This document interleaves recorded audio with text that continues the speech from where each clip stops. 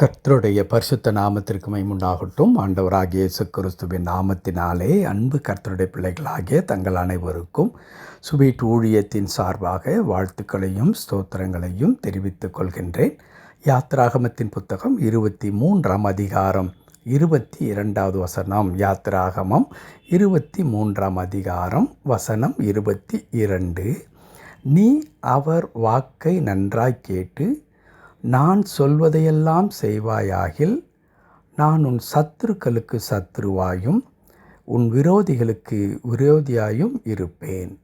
நீ அவர் வாக்கை நன்றாய் கேட்டு நான் சொல்வதையெல்லாம் செய்வாயாகில் நான் உன் சத்துருக்களுக்கு சத்துருவாயும் உன் விரோதிகளுக்கு விரோதியாயும் இருப்பேன். என் அன்பு கடவுளுடைய பிள்ளைகளே, இந்த வசனத்தை நாம் 2 பிரிவாக நாம் பிரித்து முதற் பிரிவை தியானிக்கும் பொழுது நமக்கு ஒரு மிகுந்த சந்தோஷம் உண்டாகும். இதுதான் நாம் எல்லாருமே எதிர்பார்க்கின்ற ஒன்றாக இருக்கிறது. அது கடவுளுடைய பிள்ளைகள் எந்த நிலையில் இருப்பவர்களாக இருந்தாலும் இந்த 2வது பகுதியில் சொல்லப்பட்டிருக்கிற காரியம் இருக்கிறதே, இது தொடர்ந்து நம்முடைய வாழ்க்கையில் நடந்து கொண்டே இருக்க வேண்டும் என்று நாம் எதிர்பார்க்கிறோம். அது என்னவென்றால், அங்கே சொல்லப்பட்டிருக்கிறது, நான் உன் சத்துருக்களுக்கு சத்துருவாயும் உன் விரோதிகளுக்கு விரோதியாயும் இருப்பேன் என்று இங்கே ஆண்டவர் சொல்லி தருகின்றார். உனக்கு யாராகிலும் சத்துருக்களாக உனக்கு தீங்கு செய்யும்படி யாராகிலும் எழும்பி தீங்கு செய்வார்களானாலும், உன்னை விரோதித்து உனக்கு ஏதாகிலும் துன்பத்தை வருவிப்பார்களானால் அவர்களுக்கு நான் சத்ருவாகவும் அவர்களுக்கு விரோதியாகவும் நான் இருப்பேன் என்று குறிப்பிடுகிறார். அப்படி ஆண்டவர் சத்ருவாகவும் விரோதியாகவும் அவர்களுக்கு இருப்பார் என்றால் அதில் மறைந்திருக்கின்ற உண்மை என்ன? என்னை விரோதிக்கிற ஒருவனும் நன்றாய் இருக்க முடியாது. என்னை பகைக்கிறவர்கள், எனக்கு தீங்கு செய்கிறவர்கள் ஒருவரும் சுகமாக இருக்க முடியாது. அவர்களுக்கு தண்டனைகள் வரும். யார் எங்கே இருந்து அதை அனுப்புவார்? கடவுள் அனுப்புவார். ஏனென்றால் நீ என்னை பகைத்தாய், நீ எனக்கு சத்ருவாய் தீங்கு செய்தாய், நீ எனக்கு தீமையான காரியங்களை செய்தாய், ஆகையால் என் ஆண்டவர் உன்னை தண்டிக்கிறார் என்று சொல்லி நாம் என்ன செய்கின்றோம்? கடவுள் அப்படித்தான் நமக்காக செயல்பட வேண்டும் என்று எதிர்பார்க்கின்றோம். வேதத்தில் மற்ற இடங்களில் பார்க்கும் பொழுது கூட ஆண்டவர் அதை வாக்குத்தத்தமாகவே நமக்கு தந்திருக்கிறார். அதில் எந்த சந்தேகமும் இல்லை. உன்னை தொடுகிறவன் என் கண்ணின் மணியை தொடுகிறான். உனக்கு விரோதமாய் ஒரு வழியாய் புறப்பட்டு வருவார்கள், 7 வழியாய் ஓடி போவார்கள் என்று கடவுள் வாக்குத்தத்தம் கொடுத்திருக்கின்றார். அதில் எந்த சந்தேகமும் இல்லை. அதன் அடிப்படையிலே தான் நாம் என்ன நினைக்கின்றோம்? நம்முடைய பக்கத்து வீட்டில் என்றைக்கோ ஒரு நாள் அவன் சண்டை விட்டிருப்பான், அல்லது ஏதோ நம்முடைய உறவிலோ நம்முடைய வேலை செய்கிற இடத்திலோ யாரோ ஒருவர் நமக்கு ஒரு தீங்கு செய்திருப்பார்கள். அவர்களுக்கு ஓரிரு நாட்கள் அல்லது சில காலம் கழித்து ஏதாகிலும் ஒரு ஆபத்தில் அவர்கள் சிக்கியிருப்பார்கள். ஏதோ ஒரு துன்பம் அவர்களுக்கு வந்திருக்கும். அதை நாம் கேள்விப்பட்டவுடனே, அதை பார்த்தவுடனே நம்முடைய மனம் எங்கே ஓடும் என்றால், ஆம், அன்றைக்கு இவன் எனக்கு தப்பு செய்தான் அல்லவா, அன்றைக்கு என்னை வஞ்சித்தான் அல்லவா, அன்றைக்கு என்னை தாக்கினான் அல்லவா, எனக்கு தீங்கு செய்தான் அல்லவா, ஆகையினால் தான் இன்றைக்கு இவன் இந்த துன்பத்தை அனுபவிக்கின்றான். கடவுள் சும்மா விடுவாரா?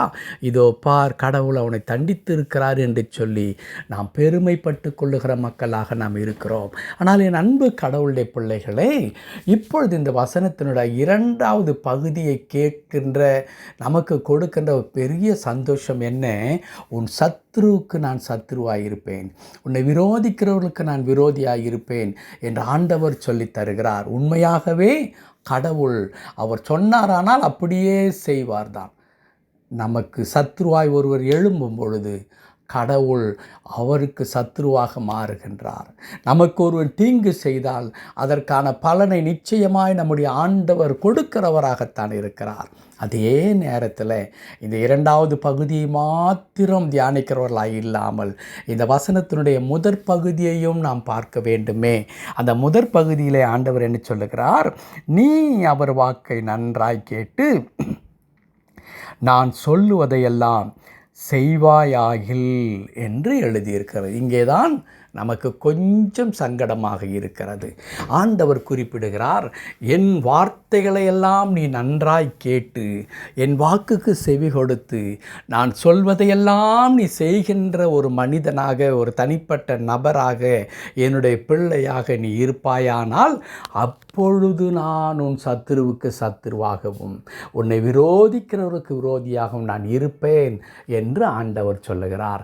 அப்படியானால் என் அன்பு கடவுளுடைய பிள்ளைகளே, ஆண்டவர் நமக்காக அவர் வழக்காட வேண்டும், நமக்காக அவர் சத்துருவுக்கு சத்துருவாய் இருக்க வேண்டும் என்றால் அவர் ஆயத்தமாகத்தான் இருக்கின்றார். ஆனால் ஒரு காரியத்தை கடவுள் எதிர்பார்க்கின்றார். நான் அப்படி இருக்க வேண்டுமாயில் நான் சொல்லுவதையெல்லாம் நீ செய்கிறவராக இருக்க வேண்டும். என் வாக்கை நீ நன்றாய் கேட்டு அதன்படி செய்கின்ற ஒரு மனிதனாக நீ இருக்க வேண்டும் என்று சொல்லி ஒரு எதிர்பார்ப்பை ஆண்டவர் இங்கே வைக்கிறதை நாம் பார்க்கிறோம். ஆம், வெறுமனே நான் கடவுளுடைய பிள்ளை என்று சொல்லிக்கொள்வதனால் அல்ல, கர்த்தருடைய வார்த்தையை நம்முடைய வாழ்க்கையில் அப்படியே உள் வாங்கி கொண்டு அதை வாழ்க்கையில் பிரதிபலிக்கிறவர்களாக நாம் இருக்க வேண்டும். அதுதான் நான் கடவுளுடைய பிள்ளையாக இந்த உலகத்தில் வாழ்கிறேன் என்பதற்கு அடையாளமாக இருக்கிறது. அப்பொழுது கடவுள் நம்மை தொடுகிறவர்களை ஆண்டவர் சும்மா விடுவதே இல்லை.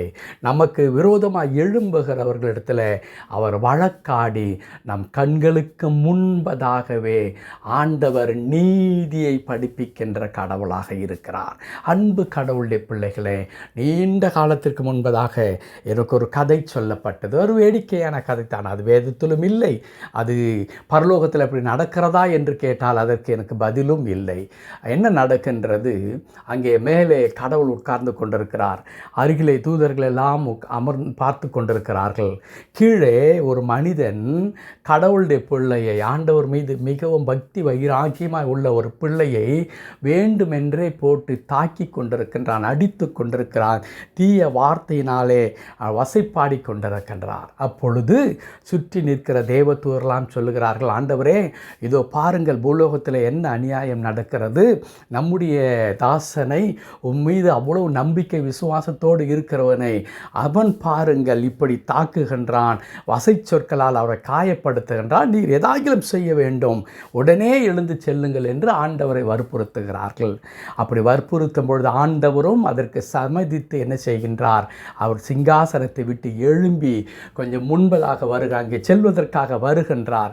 அப்படி 2 அடிகள் முன்னெடுத்து வைத்த கடவுள் அப்படியே திரும்ப பின்னுக்கு சென்று என்ன செய்கிறார், அவருடைய சிங்காசனத்தில் உட்கார்ந்து கொள்ளுகின்றார். அப்பொழுது தேவ தூதர்கள் கேட்கிறார்கள், ஆண்டவரே ஏன் திரும்பி வந்து விட்டீர், உம்முடைய பிள்ளைக்கு அங்கே ஒரு அநியாயம் நடக்கிறது அல்லவா என்று கேட்கும் பொழுது கடவுள் அமைதியாக சொல்லுகிறார், நான் போவதற்குள்ளதாக அவனும் இவனைப் போல் மாறிவிட்டான், நம்முடைய மகன் அல்லது என்னுடைய பிள்ளையும் அவனைப் போல மாறிவிட்டான், ஆகையால் நான் ஒன்றும் செய்ய முடியாது என்று கடவுள் வந்து உட்கார்ந்து கொண்டாராம். அப்படி என்றால் அங்கே என்ன நடந்தது, அவன் அடித்தான், இவன் திரும்பவும் என்ன செய்து விட்டான், பழிக்கு பழி நான் வாங்குவேன் என்று சொல்லி அவன் திரும்பி தாக்க ஆரம்பித்து விட்டானா. ஆம், கடவுளுடைய பிள்ளைகள் எப்படி இருக்க வேண்டும் என்று ஆண்டவர் விரும்பினார் என்றால், உன்னை ஒரு கன்னத்தில் ஒருவன் அறைந்தால் நீ மறு கன்னத்தை திருப்பி கொடு என்று சொல்லி ஆண்டவர் சொன்னார். ஆம், அன்பு கடவுளுடைய பிள்ளைகளே, தீமையை நீ நன்மையினால் வெல்லு என்று சொன்னார். உன் சத்துரு பசியாய் இருக்கும் பொழுது அவனுக்கு ஆகாரம் கொடு என்று ஆண்டவர் சொன்னார்.